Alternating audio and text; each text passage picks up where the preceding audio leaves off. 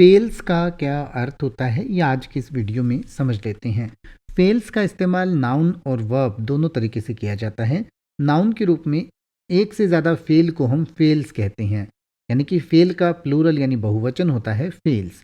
और फेल का मतलब होता है असफलता, चूक, अवरोध, पतन या असफल आदमी। तो एक से ज़्यादा असफलताएं होती हैं, चूक होती हैं या असफल आदमी होते हैं, तो उनको हम फेल्स कहते हैं।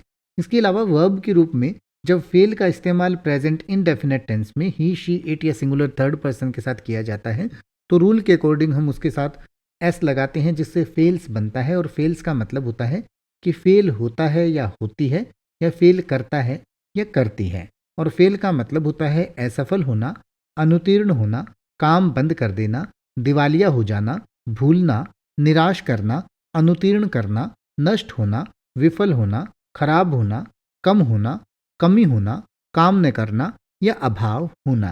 तो फेल्स का मतलब हुआ कि असफल होता है या होती है, या असफल हो जाता है या हो जाती है, अनुत्तीर्ण होता है या होती है, या हो जाता है या हो जाती है, या इसी तरीके से काम नहीं करता या नहीं करती या अभाव होता है।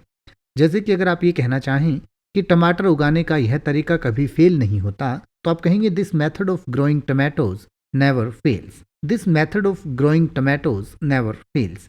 या अगर आप ये कहना चाहें कि उसका ज्ञान बहुत गहराई तक जाने में असफल रहता है, तो आप कहेंगे her knowledge fails to go very deep.